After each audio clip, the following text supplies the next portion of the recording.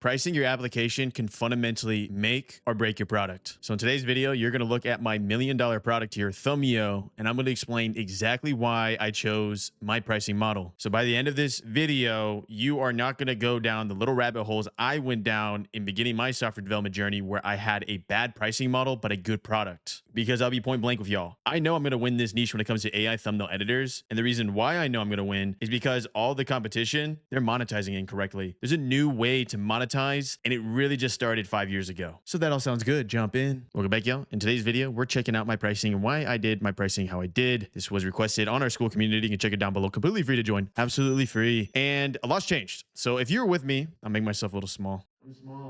If you were with me with my series where I showed you how to build Thumbio out from scratch, it's around 6 hours long now. You can check it out completely free. I don't want your email. I had a different pricing model. The original pricing model I had to do with hay bales. There was a tier system, 1,000 hay bales, 2,000 hay bales. If you remember that series, you'll remember everything I explained in that series. But there is a new way to actually monetize specifically artificial intelligence applications. If this was pre-2022, maybe even 2023, when AI and ChatGPT, these APIs became available. The old way of really monetizing an application was a tier system that we saw that I did personally. It was 3 cards, and then these 3 cards was like a usage-based system, but it was kind of tiered out like 1,000 hay bales, or I guess in that context, it was like 1,000 credits. And then the user was able to choose the amount. So, maybe in their head, they're like, I only need 2,500 credits, so I'm going to go down this route. Now, this kind of pricing model was typically how Zapier originally approached it, but you notice they kind of changed it as well. But if you remember Zapier, the old days on this channel when we went over Zapier, typically they had much more of a structure of, tasks per month, which they still kind of do, but they had this little slider now. This works in certain use cases, but I can almost guarantee for the application you're creating, it's not going to work. The way you should be monetizing your application, I didn't come up with. I don't even think Cursor came up with it. I don't know who originally came up with this method, but holy smokes, it is one of the most slippery slope types of monetization models I've ever seen in my life. And it's this multi-tier system plus on-demand usage. Shout out to Cursor. This is actually where I got the inspiration from, because ironically, when I was using Cursor, if you remember my other video where I told you that I spent around 2,500 USD to build out Thumbio, I slipped into this slope, and man, I was slip and sliding. What Cursor does here is really intelligent. They break it down simply. You got a $20 plan, you got a $60 plan, you got a $200 plan. This sounds normal, Corbin. I remember this like in 2017, but where they win like crazy is notice how they're presenting the plan itself. What's the difference between the $20 plan, Corbin, and the $60 plan? Just 3x on the ability to use the underlying model? That's their only checkpoint? Yeah. And funny enough, if you actually look at that a little harder, that's just because it's $20 times 3, $60. And then 20x over here, 20 times 10, $200. You're a smart, Cursor. And here's where they really get you. They make it so their platform is so sticky that, yeah, you might start a free or hobby. You do the 7-day trial as we do here. So you just sign up, get your 7 days for free, y'all. Get your 7 days for free. So coming over to Thumbio, going over to Cursor, this free 7-day trial right here. Ooh, that is the money. So how should you monetize your application? Well, first things first, usage-based is king now. Because if your application's actually good, this free 7-day trial will first cause the user to put in their credit card. So I'm gonna click it. Here, they put in their credit card. But on top of that, they also have the upsell of, hey, just out of the box, just pay annual and save 48 bucks and only pay me 16 bucks a month. Or just try the platform free, no commitment, and cancel anytime. Give credit card information, they come back out, and they're playing with it still. They're using it still. What is really cool is that, let's say they convert. Let's say they go to the $20 plan, and this same type of psychological marketing happens with Cursor as well. They convert, and they're paying 20 bucks a month now. Same thing that happened with me and Cursor.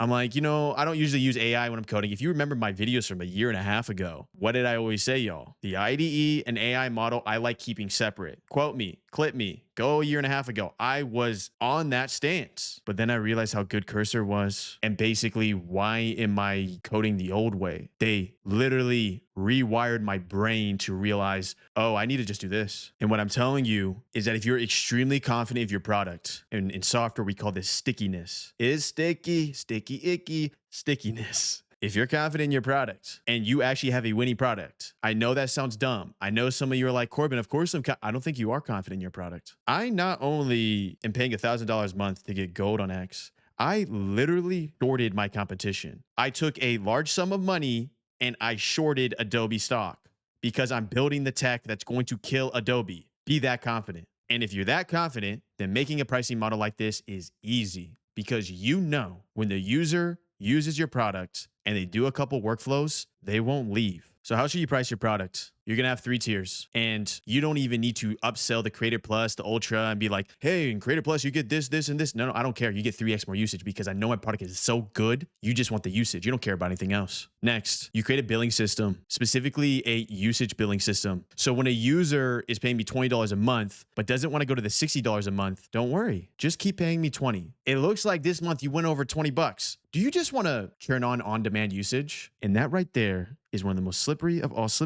slippery slopes you can ever do in your entire life. Because I am telling you, y'all, once they turn this on, they're not turning it off. I know from my data with Thumbio, and I know from my experience with Cursor. So what did you learn today? First thing, be confident in your product. Second thing, build out a monetization model that wins like this. Your product is so sticky that for them to turn on the on-demand usage, I just need to keep editing. This is a roadblock in my workflow. Let me just turn on demand. Wait, all of a sudden with the on-demand usage, I just racked up $100. Maybe I need to upgrade to 60 plus a month. Do it. And then what you'll slowly start realizing is the power users are like, wait, I need to upgrade to $200 a month and I need to do on-demand usage. It's a double whammy. One last thing to leave you with. I want you to notice something. Monthly, yearly, I don't change $60 or $200 a month. The only area you can get a discount is if you're willing to pay for the creator annually. And there's a very specific reason why. Because this product is so good, I don't even need to incentivize downgrading here. Because what you need to realize, and honestly, the one lesson I learned in this development journey when creating Thumbio from complete scratch is that, wait, that's the missing puzzle piece. Your product has to be undeniably so good that it is painless paying $60 a month because of the traditional way of approaching whatever your workflow was is just so outdated, so slow, and so expensive. So I'm gonna leave you with that because that's important. I literally think right now, if you're working on your software and you're like,